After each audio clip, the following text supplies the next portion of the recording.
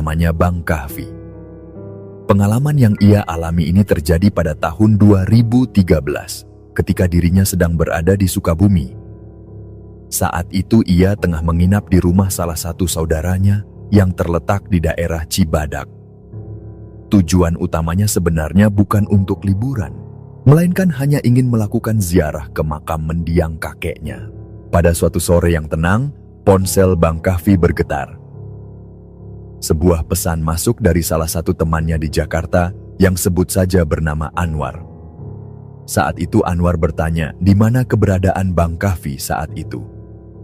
Setelah mengetahui bahwa Bang Kahfi sedang berada di Sukabumi, ia tiba-tiba menyampaikan bahwa keesokan harinya ia mendapat jatah libur kerja. Tanpa banyak pertimbangan, ia menyatakan niat untuk menyusul Bang Kahfi ke sana. Bang Kahfi sendiri tidak merasa keberatan dengan hal itu. Kemudian, perjalanan Anwar ke Sukabumi pun ditempuh dengan kereta. Jadi Bang Kahfi pun berbagi lokasi agar Anwar bisa langsung menuju ke tempatnya menginap. Awalnya Bang Kahfi mengira bahwa Anwar akan datang bersama beberapa orang lain. Namun ternyata pria itu datang sendiri. Sepertinya ia sedang benar-benar merasa jenuh dengan rutinitas dan ingin mencari suasana baru, semacam healing singkat dari penatnya pekerjaan. Temannya berangkat dari Jakarta setelah waktu Isya dan tiba di rumah saudara Bang Kahfi sekitar pukul 11:30 malam. Setelah menyambut kedatangannya, mereka pun langsung beristirahat karena malam sudah cukup larut. Keesokan paginya, Bang Kahfi mulai berpikir mengenai aktivitas apa yang bisa mereka lakukan bersama. Ia merasa bahwa jika mereka terus berada di rumah saudaranya, tentu akan terasa canggung dan membosankan. Oleh karena itu, ia pun mengusulkan ide sederhana, mengajak Anwar pergi ke pantai. Jarak dari Cibadak ke pantai memang tidak terlalu jauh, sekitar 2 hingga 3 jam perjalanan. Anwar menyetujui ajakan tersebut tanpa ragu. Mereka pun sepakat untuk berangkat setelah makan siang. Setelah makan, mereka segera bersiap dan memulai perjalanan dengan sepeda motor menuju kawasan pantai. Rute yang mereka pilih adalah melalui Cikidang, karena jalur tersebut lebih cepat. Arah tujuan mereka mengarah ke Pelabuhan Ratu, bukan ke Geopark maupun Ujung Genteng.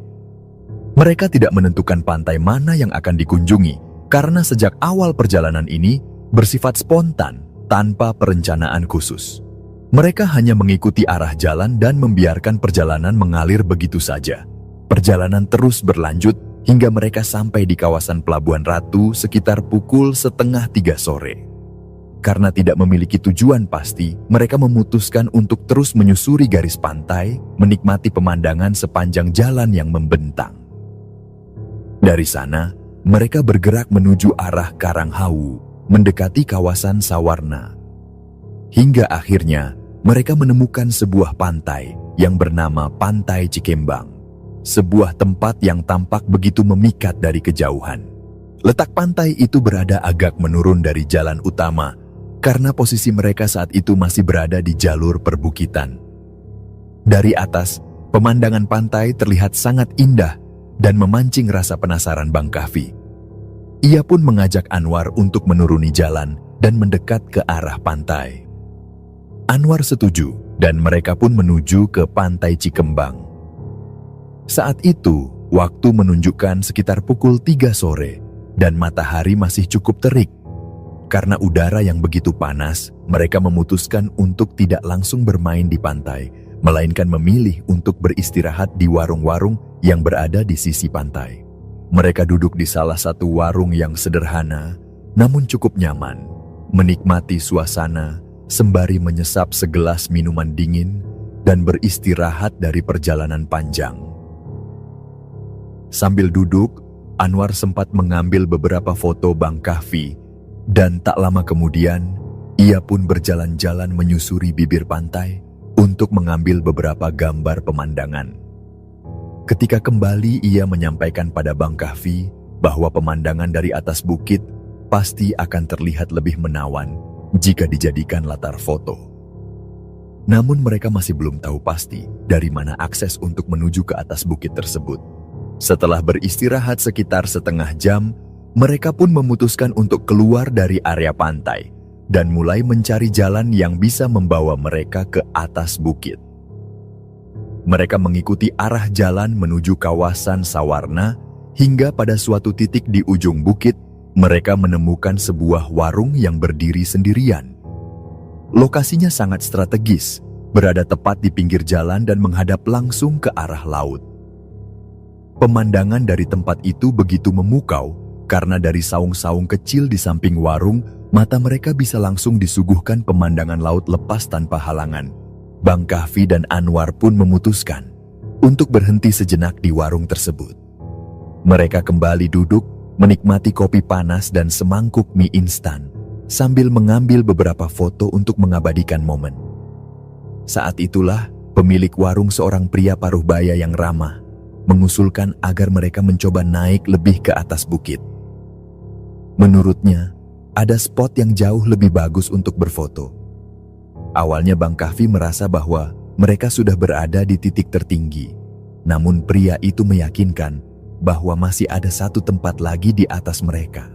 Pemilik warung kemudian menjelaskan bahwa di atas sana terdapat sebuah villa tua yang sudah lama tidak digunakan.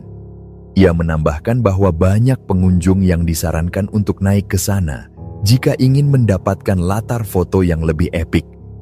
Mendengar hal itu, Bang Kahfi sempat ragu, karena ia berpikir bahwa villa tentu saja milik seseorang dan ia merasa perlu untuk meminta izin terlebih dahulu. Namun, pemilik warung menjawab bahwa tidak perlu meminta izin, karena penjaga villa tersebut adalah saudaranya sendiri. Ia meyakinkan bahwa mereka bisa langsung naik saja. Ketika ditanya bagaimana cara menuju ke atas, pria itu menjelaskan bahwa jalur ke villa tidak bisa dilalui dengan motor. Mereka harus berjalan kaki, menyusuri jalan setapak dari batu dan tanah yang menanjak. Setelah mendengar penjelasan tersebut, Bang Kahfi dan Anwar akhirnya memutuskan untuk mencoba naik. Ia pun menitipkan motor mereka di warung dan meminta izin untuk meninggalkannya sebentar. Pria itu mengangguk setuju dan mempersilahkan mereka. Perjalanan mendaki dimulai. Jalannya tidak sepenuhnya lurus, melainkan memutar dan agak menyamping ke arah sisi bukit. Setelah beberapa menit berjalan, akhirnya mereka sampai di puncak bukit dan di sanalah bangunan villa itu berdiri. Villa tua itu dikelilingi pagar dan memiliki halaman yang luas, namun kondisinya sangat memprihatinkan. Bangunannya tampak terbengkalai dengan dinding yang mulai runtuh, tembok yang bolong di beberapa bagian, dan cat yang mengelupas dimakan usia. Tidak ada tanda-tanda kehidupan ataupun penjaga seperti yang dikatakan oleh pemilik warung. Suasana di sekitar villa terasa sunyi dan sepi, tidak ada siapapun di sana. Namun meski kondisinya sudah rusak, letak villa itu memang sangat strategis. Di sisi kirinya, laut lepas terbentang luas tanpa penghalang apapun. Tidak ada lagi pohon-pohon yang menghalangi pandangan seperti di bawah tadi. Dari titik itu, pantai terlihat sepenuhnya, menciptakan pemandangan yang luar biasa indah, sekaligus menyisakan rasa aneh yang perlahan mulai merayap. Setelah sampai di halaman villa tua yang tampak terbengkalai itu, Bang Kahfi tidak langsung masuk ke dalam bangunan. Meski suasananya sangat menggoda untuk dijadikan latar foto, ia merasa sungkan karena belum mendapat izin. Ia hanya berdiri di sisi kiri villa, tempat yang menawarkan lanskap pantai yang begitu memukau. Angin dari laut berhembus lembut, membawa aroma garam, dan debur ombak yang sesekali terdengar memecah kesunyian. Dari titik itulah ia mulai mengambil beberapa foto, mencoba memanfaatkan sudut terbaik tanpa harus melangkah masuk ke dalam villa yang tampak angker. Anwar, yang tampak bersemangat sejak awal, mengusulkan agar Bang Kahfi difoto terlebih dahulu. Ia sendiri akan mengambil gambarnya dari sudut yang lebih jauh. Bang Kahfi menyetujuinya, dan Anwar pun segera mengangkat ponsel, membidik dan menjepret beberapa kali. Setelah satu bidikan diambil, Bang Kahfi, seperti kebanyakan orang, merasa penasaran ingin melihat hasilnya terlebih dahulu sebelum melanjutkan pose dan mengambil foto lain. Namun, saat ia meminta untuk melihat foto tersebut, Anwar justru menolak dan menyuruhnya menunggu. Dengan nada agak terburu-buru, Anwar malah menyarankan agar Bang Kahfi merekam video saja, karena menurutnya hasilnya akan lebih bagus. Bang Kahfi sempat bingung dengan saran itu, namun tiba-tiba teringat bahwa saat itu adalah pertengahan bulan Agustus, tanggal ulang tahun kekasihnya. Ia pun memutuskan untuk sekalian merekam video ucapan selamat ulang tahun. Tak butuh waktu lama, hanya sekitar 1 hingga 2 menit saja, dan rekaman video pun selesai. Namun yang membuatnya bingung, Anwar langsung memotong video itu dengan ekspresi wajah yang berubah drastis. Wajahnya tampak pucat, seperti habis melihat sesuatu yang mengerikan. Bang Kahfi yang menyadari perubahan itu bertanya apa yang terjadi. Namun Anwar menjawab bahwa tidak ada apa-apa, hanya saja baterai ponselnya sudah hampir habis. Jawaban itu terdengar tidak masuk akal karena ia yakin betul bahwa sebelumnya ponsel Anwar masih dalam kondisi baterai penuh, terutama saat mereka sempat memotret di warung bawah. Ada sesuatu yang janggal, namun ia memilih untuk tidak memperpanjang masalah. Ia menawarkan ponselnya agar Anwar bisa memotret dengan perangkat lain, namun Anwar menolak dan justru mengajak segera turun dari bukit. Sebelum mereka benar-benar meninggalkan area villa, sebuah kejadian ganjil terjadi. Saat mereka berjalan di sisi bangunan tua itu, keduanya melihat bayangan seseorang yang tiba-tiba melintas cepat masuk ke dalam villa. Gerakannya sangat cepat, nyaris seperti bayangan yang hanya melesat sekilas. Mereka sempat saling memandang penuh tanya, mencoba meyakinkan apa yang baru saja mereka lihat. Bang Kahfi merasa ada yang tidak beres, dan dengan rasa penasaran, ia mengajak Anwar untuk memastikan siapa gerangan yang masuk ke villa tersebut. Namun, Anwar menolak keras dan terlihat semakin panik. Meski enggan, Bang Kahfi tetap mencoba melihat ke dalam villa dari balik pagar. Ia tak berani masuk, namun cukup untuk mengintip bagian dalam, yang memang sebagian besar sudah hancur dan terbuka. Namun hasil pengamatannya hanya menambah kebingungan, tak ada siapapun di dalam. Tak terlihat sosok atau bayangan seperti yang ia lihat sebelumnya. Villa itu benar-benar kosong dan sunyi. Ia mulai menyadari bahwa mungkin apa yang mereka lihat tadi bukanlah manusia biasa. Mereka pun segera turun kembali ke warung tempat mereka menitipkan motor. Sepanjang perjalanan turun, tak banyak percakapan yang terjadi. Setibanya di bawah, suasana mulai berganti menjadi sore hari. Waktu menunjukkan sekitar pukul 5 sore. Di warung itu, pemiliknya kembali menyapa dan bertanya, bagaimana hasil foto-foto mereka di atas. Bang Kahfi menjawab dengan santai bahwa pemandangannya memang sangat indah, bahkan berterima kasih karena telah diarahkan ke tempat itu. Pemilik warung tampak puas mendengar jawaban itu, lalu mengatakan bahwa ia memang sering menyarankan tamu-tamunya untuk ke sana jika ingin mendapat hasil foto yang bagus.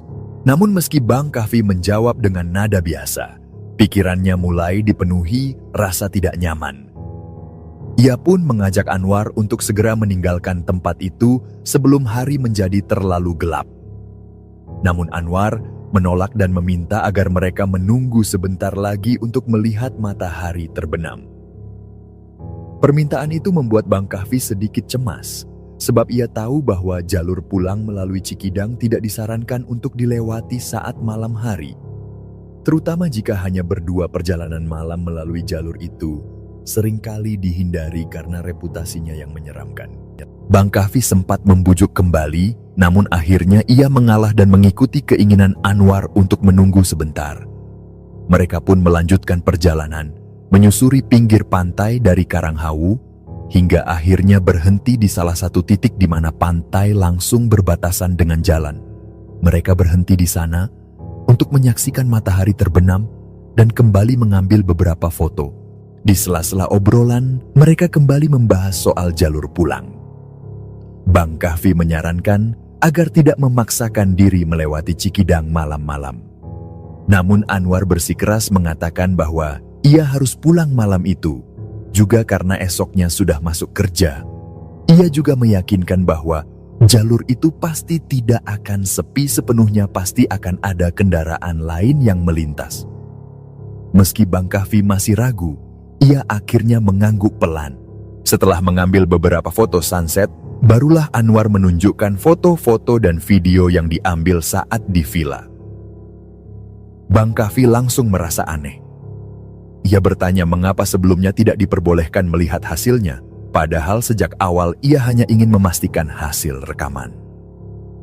Dengan wajah cemas, Anwar menjawab bahwa ia sebenarnya bingung harus menjelaskannya dari mana, dan lebih baik Bang Kahfi melihat sendiri apa yang terjadi. Saat Bang Kahfi memutar video itu, tubuhnya langsung menegang. Apa yang dilihatnya sungguh di luar nalar. Di dalam video itu hanya terlihat hamparan laut yang luas, pantai yang terbentang indah, namun tidak ada dirinya di dalam rekaman tersebut. Suaranya memang terdengar jelas, namun tidak ada dirinya dalam video itu. Bahkan siluet pun tidak tampak.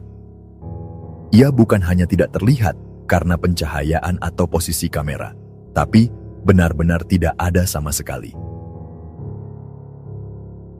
Rasa dingin perlahan merayap ke tengkuknya. Ia merasa seolah-olah keberadaannya tadi tidak tercatat oleh kamera. Setelah itu, ia meminta Anwar untuk menunjukkan foto-foto yang diambil sebelumnya. Saat dilihat, hasilnya sama mengejutkannya. Dalam foto-foto itu, pemandangan laut dari bukit memang terlihat sangat indah. Namun sosok Bang Kahfi tidak muncul di satu pun dari foto tersebut. Padahal ia sangat yakin bahwa dirinya berdiri tepat di tengah frame saat difoto. Keduanya pun terdiam, seolah waktu membeku. Tak ada kata-kata yang mampu mereka ucapkan untuk menjelaskan kejadian ganjil itu. Pikiran mereka dipenuhi rasa tak percaya, sekaligus ketakutan yang mulai menjalar diam-diam. Setelah mengalami kejadian ganjil di villa tua, dan melihat sendiri bagaimana dirinya tak muncul dalam hasil foto maupun video, Bang Kahfi dan Anwar memutuskan untuk beristirahat sejenak di salah satu warung kaki lima di pinggir pantai. Mereka memesan somai, namun bukan rasa lapar yang mendominasi melainkan kebingungan dan rasa tidak percaya terhadap apa yang baru saja mereka alami. Wajah mereka pucat, tatapan kosong, dan obrolan mereka pun terhenti dalam jeda-jeda panjang. Seakan otak mereka masih sibuk mencerna apa yang sebenarnya sedang terjadi. Penjual somai yang memperhatikan mereka tampak menyadari keganjilan itu.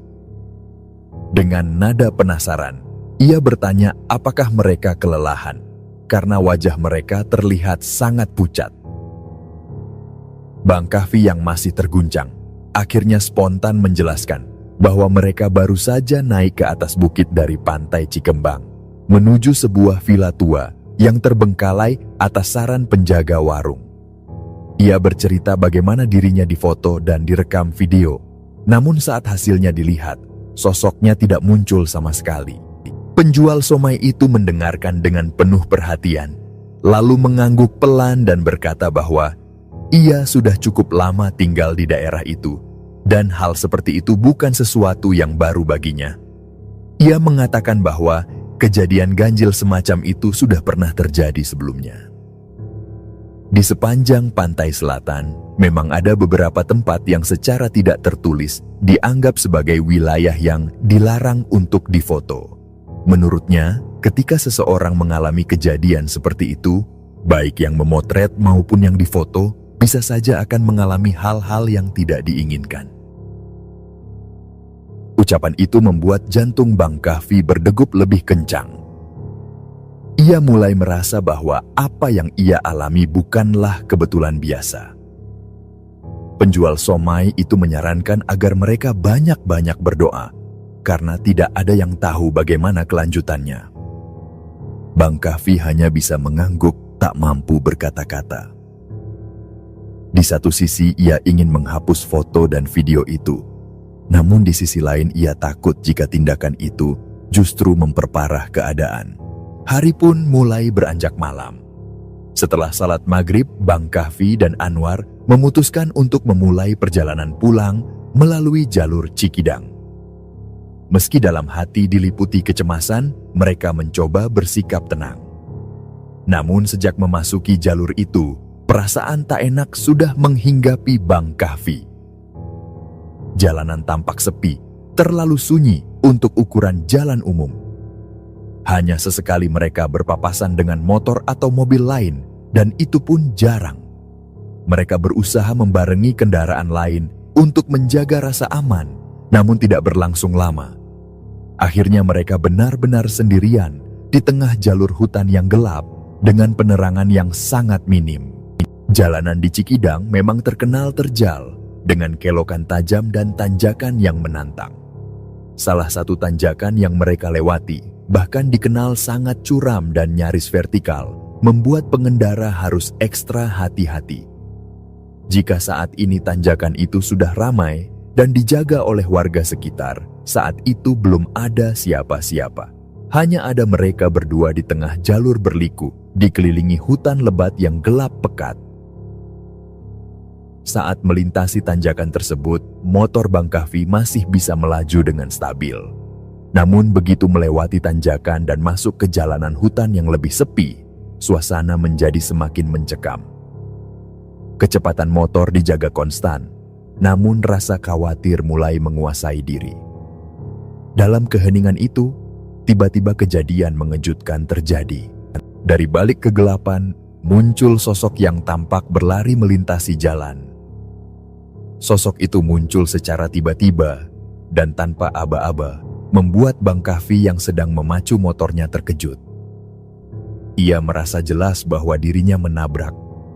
Sosok itu terdengar bunyi benturan yang nyata, bahkan tubuhnya berguncang karena imbasnya. Ia segera menarik rem dengan keras, motor berhenti, dan ia segera menoleh ke belakang. Namun, apa yang dilihatnya membuat darahnya membeku. Tidak ada siapapun di sana. Jalanan sepi, tak ada tubuh yang tergeletak, tak ada suara tangisan, tak ada tanda bahwa seseorang baru saja tertabrak. Padahal menurutnya, yang ia lihat jelas-jelas adalah sosok manusia. Gerakannya, wujudnya, semuanya terlihat nyata. Bahkan benturannya pun terasa. Ia bahkan sempat membandingkannya dalam hati. Menabrak binatang kecil seperti kucing pun terasa. Apalagi ini. Tapi kenyataannya, tidak ada siapapun di sana. Anwar yang duduk di belakang pun tampak sangat panik. Ia menyuruh Bang Kahfi untuk segera melanjutkan perjalanan dan tidak menoleh ke belakang. Dengan rasa takut yang mulai mencengkeram, mereka kembali menyalakan motor dan melaju. Namun tak lama setelah itu, motor yang mereka kendarai tiba-tiba mogok. Suasana seketika berubah semakin mencekam. Di tengah jalan yang sunyi, gelap dan jauh dari permukiman, mereka terjebak dengan motor yang mati mendadak. Penerangan pun menghilang karena satu-satunya cahaya berasal dari lampu motor. Dalam kepanikan, mereka menyalakan senter dari ponsel untuk sekadar memberi tanda keberadaan mereka. Takut jika ada kendaraan lain yang melaju cepat dan tak melihat mereka di tengah jalan. Dengan senter seadanya dan dorongan rasa takut, mereka mencoba mendorong motor menuruni jalan yang tidak bersahabat. Nafas mereka terengah, tubuh mulai lelah, namun rasa takut membuat mereka terus bergerak. Beberapa belas menit kemudian, suara mesin motor lain terdengar mendekat. Rombongan pengendara motor melaju ke arah mereka. Anak-anak muda yang tampaknya sedang touring dari Bogor. Bang Kahfi memberanikan diri menghentikan mereka dan meminta pertolongan. Dengan ramah, rombongan itu menyanggupi untuk membantu, meski hanya bisa menuntun mereka sampai ke area pemukiman terdekat, karena mereka juga sedang mengejar waktu. Bang Kahfi akhirnya mendorong motornya dengan dibantu oleh salah satu dari mereka, sedangkan Anwar ikut naik di motor yang lain. Setelah sekitar 15 menit perjalanan yang terasa sangat panjang, mereka tiba di sebuah pemukiman kecil. Bukan desa besar, hanya deretan rumah-rumah sederhana dan beberapa warung yang sebagian besar sudah tutup. Setelah mengucapkan terima kasih kepada rombongan penolong mereka, Bang Kahfi mulai mencari pertolongan. Ia menemui seorang bapak tua yang sedang duduk di teras rumahnya dan menjelaskan kondisi motornya yang mogok.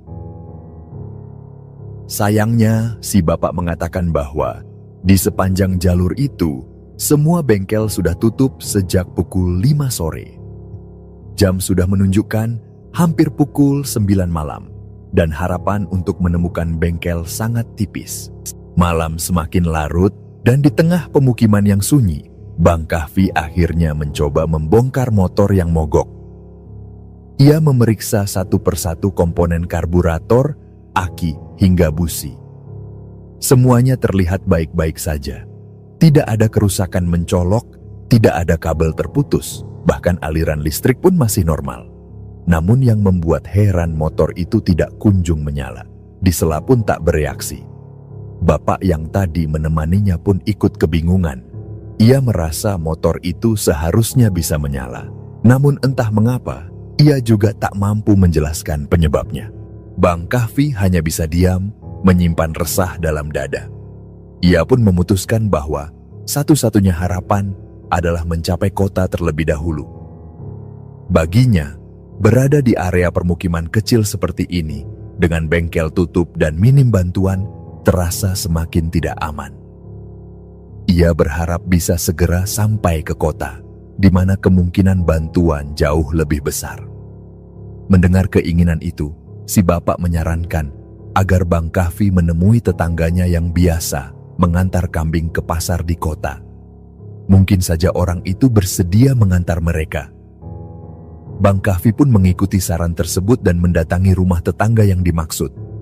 Namun nasib belum berpihak, orang itu ternyata sedang sakit dan tidak bisa mengantar mereka. Harapan itu pun pupus begitu saja.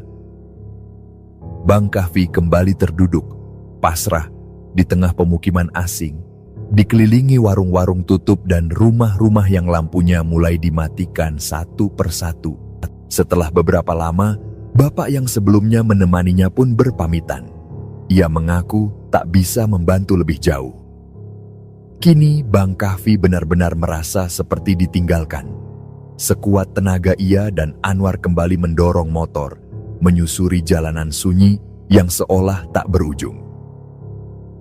Beberapa kendaraan sempat melintas, namun tak satu pun yang berhenti saat mereka coba meminta tolong. Mungkin karena situasi yang gelap dan posisi mereka yang terlalu mencurigakan, tak ada yang berani menghampiri dua pemuda yang berdiri di tengah hutan dengan motor mogok. Dalam kondisi letih dan pasrah, mereka terus berjalan. Anwar mendorong dari belakang, sedangkan Bang Kahfi memegang stang. Jalanan gelap dan menanjak membuat tenaga mereka terkuras. Tiba-tiba, Anwar berseru, menunjukkan bahwa ada noda seperti tumpahan kopi di bagian depan jaket Bang Kahfi. Ia heran karena merasa tidak membawa kopi, tidak pernah duduk bersandar, apalagi menumpahkan minuman. Ketika diperiksa, memang benar, bagian depan jaketnya basah dan berbau seperti kopi. Warnanya pun kecoklatan persis seperti minuman itu. Mereka sama-sama bingung. Dari mana datangnya cairan itu? Tidak ada warung yang sempat mereka singgahi, tak ada kopi yang diminum. Dalam kondisi letih dan pasrah, mereka terus berjalan. Anwar mendorong dari belakang, sedangkan Bang Kahfi memegang stang. Jalanan gelap dan menanjak membuat tenaga mereka terkuras. Mereka terus berjalan hingga sampai di depan sebuah warung tutup. Karena kelelahan, mereka memutuskan untuk beristirahat di situ. Anwar sempat mengetuk-ngetuk pintu warung, berharap ada orang di dalam, namun tidak ada respons. Sepertinya pemilik warung tidak tinggal di tempat itu. Mereka pun kembali duduk, terdiam dalam kepasrahan. Dalam diam, mereka hanya berharap ada keajaiban sesuatu yang bisa mengakhiri kesulitan yang mereka alami malam itu. Namun suasana tetap mencekam. Sekitar mereka sunyi, hanya ada suara serangga malam dan desir angin yang berhembus dari arah perbukitan. Saat Bang Kahfi duduk di pinggir warung, ia mendengar suara lirih seperti percakapan. Suara itu datang dari arah belakang warung. Dengan penuh penasaran, ia berdiri dan mencoba melihat ke arah sumber suara. Namun yang ia temukan hanya sebidang kebun kosong, tak ada siapa-siapa di sana. Suasana kembali senyap, bahkan lebih hening dari sebelumnya. Perasaannya makin tidak enak. Hatinya seperti digerogoti ketakutan yang ia tak tahu dari mana asalnya. Ia memutuskan untuk kembali berjalan, meski tubuh sudah lelah dan motor masih belum bisa menyala. Dalam perjalanan kembali menyusuri jalur menurun, Anwar tiba-tiba berseru pelan. Ia menunjuk ke kejauhan, ke arah semak-semak yang dipenuhi pohon-pohon tinggi, dan berkata bahwa ia melihat beberapa anak kecil sedang bermain di antara pohon-pohon itu. Bang Kahfi langsung menoleh. Perkataannya membuat bulu kuduknya meremang. Anak kecil bermain di tengah hutan pada malam hari? Baginya, itu bukan hal yang bisa dinalar. Ia menoleh dengan tajam dan menegur Anwar agar tidak mengucapkan hal-hal aneh. Ia berusaha meyakinkan Anwar bahwa mereka sedang kelelahan dan terlalu lama terjebak di situasi yang mencekam, sehingga imajinasi bisa muncul begitu saja. Di tengah keputusasaan yang perlahan merayap, kemudian Bang Kahfi dan Anwar kembali mendorong motor mereka menyusuri jalur sepi yang seperti tak berujung. Rasa lelah sudah menguasai tubuh dan harapan semakin menipis. Namun, seperti datang dari langit, sebuah mobil pick-up muncul dari arah bawah jalan, perlahan menaiki tanjakan. Bang Kahfi segera sigap, memberi isyarat dengan cahaya blitz ponsel, berharap kendaraan itu mau berhenti. Dan keajaiban terjadi, mobil itu benar-benar menepi. Sopir mobil itu menurunkan kaca dan bertanya hendak kemana arah tujuan mereka. Bang Kahfi menjelaskan bahwa mereka ingin menuju kota karena motor mereka tiba-tiba mati tanpa sebab yang jelas. Ia bahkan menawarkan ongkos agar mereka bisa menumpang. Tanpa banyak tanya, sopir dan dua orang lainnya yang duduk di dalam kabin langsung turun dan bersama-sama mereka berlima mengangkat motor ke bak belakang mobil. Motor itu kemudian diikat dengan tambang agar tetap stabil selama perjalanan. Bang Kahfi dan Anwar duduk di kanan kiri motor, menjaga agar tidak terguling saat kendaraan melaju. Perasaan lega dan syukur menyelimuti hati mereka. Untuk pertama kalinya sejak kejadian aneh di villa, mereka merasa sedikit tenang. Namun ketenangan itu tidak bertahan lama. Salah satu dari tiga pria yang berada di mobil itu bertanya dengan nada heran, seolah tidak percaya, apakah mereka datang dari Jakarta bertiga. Bang Kahfi langsung membantah dan menjelaskan bahwa mereka hanya berdua. Namun pria itu kembali mengatakan bahwa ia melihat seorang perempuan bersama mereka. Seketika suasana menjadi hening. Bang Kahfi dan Anwar saling memandang. Tidak ada perempuan bersama mereka sejak awal, hanya mereka berdua saja. Dan perkataan tentang teman perempuan itu menciptakan hawa dingin yang merambat pelan ke kulit mereka. Namun mereka memutuskan untuk tidak menanggapi lebih jauh. Mereka hanya saling menyimpan rasa aneh itu dalam hati, berharap itu hanyalah salah lihat atau mungkin gurauan. Namun firasat buruk mulai muncul kembali. Mobil terus melaju kencang, menikung tajam, melewati jalur berkelok di tengah hutan kelapa sawit. Bang Kahfi yang duduk di sisi kanan motor mulai merasakan ketegangan karena laju mobil sangat cepat seperti sedang menaiki wahana. Mereka hanya bisa saling berpegangan sambil menahan napas setiap kali mobil melaju di tikungan sempit. Hingga pada satu titik di jalanan yang landai dan lurus, terdengar suara dentuman keras dari belakang. Seolah ada sesuatu yang berat jatuh ke bak mobil. Sopir langsung menginjak rem dan menghentikan kendaraan. Semua orang turun, mengira ada barang bawaan yang jatuh. Tapi saat itu, mereka hanya mengangkut Bang Kahfi, Anwar, dan motor mereka. Namun suara jatuh tadi terdengar nyata. Mereka mencari ke sekeliling bak mobil, namun tidak menemukan apapun. Tidak ada barang, tidak ada benda asing, semuanya utuh. Hanya suara yang tertinggal dan tanda tanya besar yang menggelayut di kepala. Setelah memastikan tidak ada apapun yang hilang atau rusak, mereka kembali melanjutkan perjalanan. Namun kejadian aneh kembali terjadi.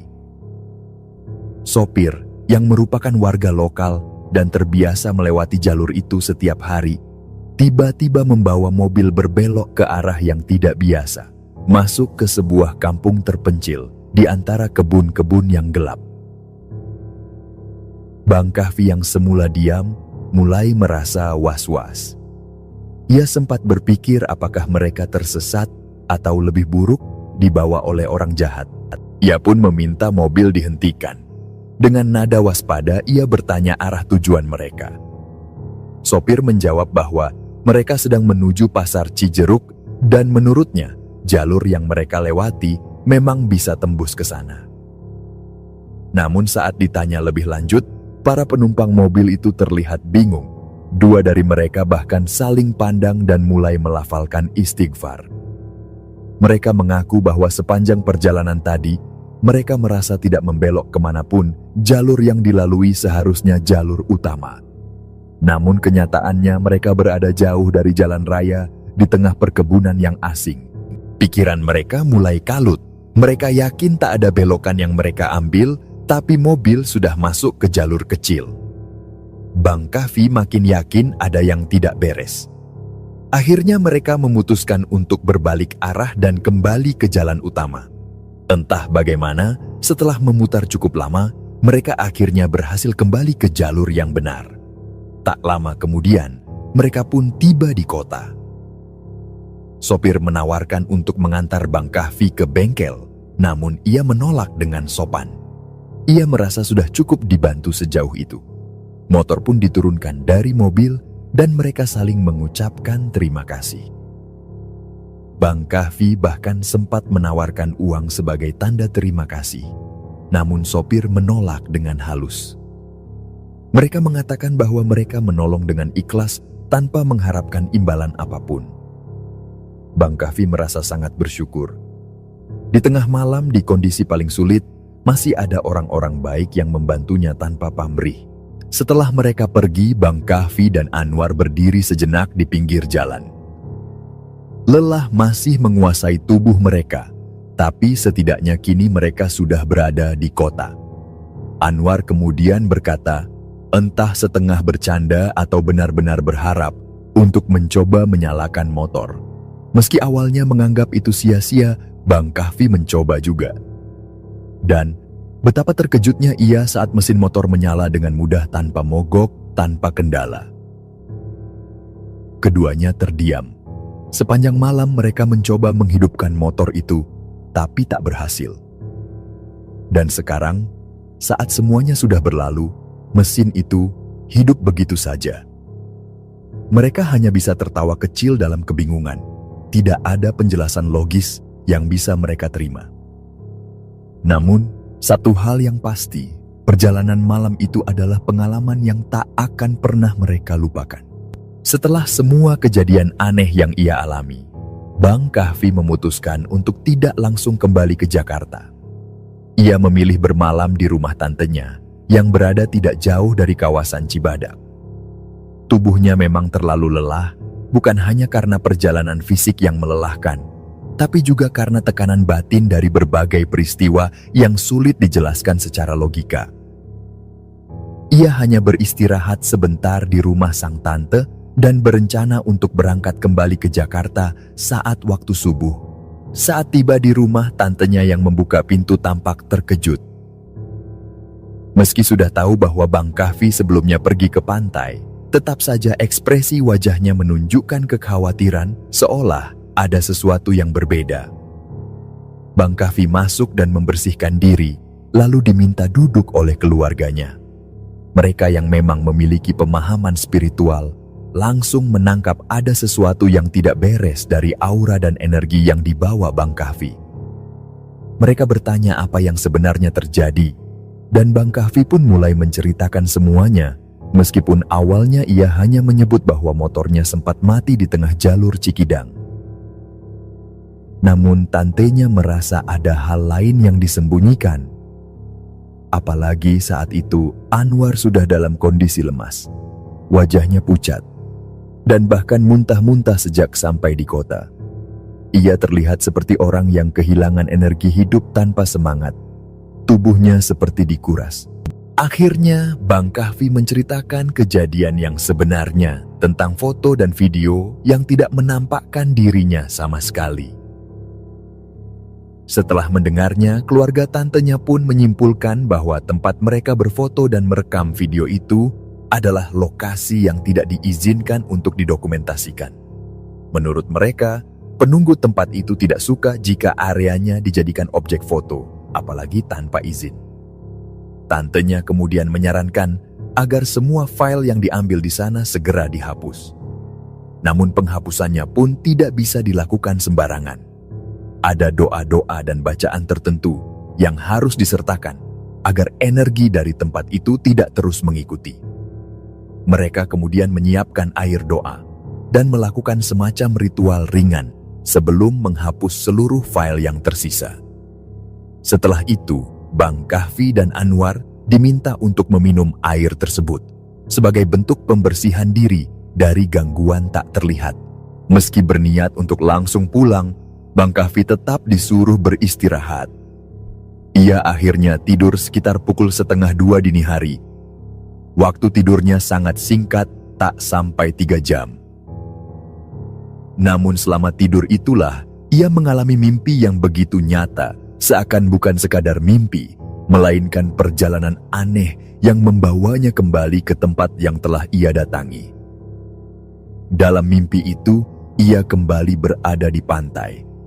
Suasana terasa sangat nyata, ombak terdengar jelas, dan angin laut berhembus dengan tekanan yang kuat. Ia berdiri di atas pasir, menatap laut yang luas, hingga tiba-tiba seseorang datang mendekat. Seorang pria berpakaian putih, dengan mata menatap tajam, menyapanya dan bertanya, apakah ia datang untuk jalan-jalan. Bang Kahfi mengangguk dalam mimpinya, dan pria itu mengajaknya pergi. Selama perjalanan mimpi itu, Bang Kahfi diperlihatkan pemandangan yang begitu menyeramkan. Ia melihat formasi aneh, makhluk-makhluk tak lazim setengah manusia, setengah buaya, ada pula ular dengan kepala manusia.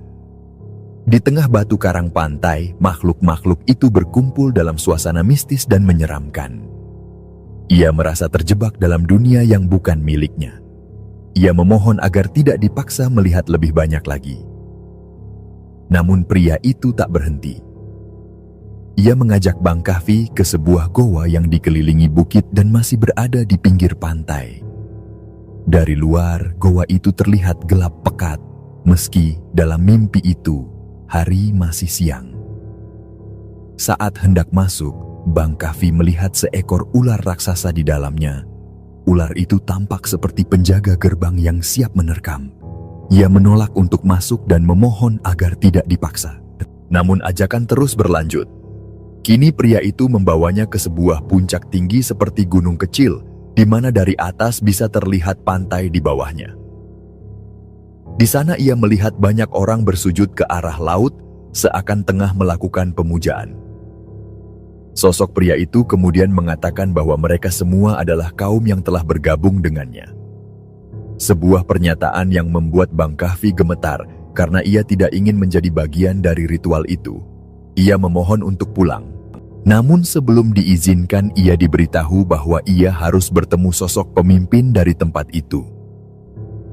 Maka dibawalah ia ke sebuah tempat yang mirip petilasan, yang auranya begitu berat dan mengancam. Di dalamnya ia melihat sosok perempuan yang sangat menyeramkan, berpenampilan persis seperti gambaran Nyi Blorong di film-film lama. Perempuan itu memegang tongkat, dan saat memandang Bang Kahfi, tubuhnya seolah tertarik, seperti ada gaya gaib yang menyedot dirinya ke dalam kegelapan. Ia berteriak tak mau, menolak dengan seluruh tenaganya. Dan tepat saat dirinya seolah hampir terseret, ia terbangun dari tidur. Anwar yang juga sudah bangun berkata bahwa selama tidur, Bang Kahfi terus mengigau dan mengucapkan kata, "Aku tidak mau." berulang-ulang dengan wajah ketakutan. Saat subuh tiba, tantenya pun menyarankan agar Bang Kahfi mandi sebelum kembali ke Jakarta. Ia menolak karena udara di sana sangat dingin, namun tantenya bersikeras.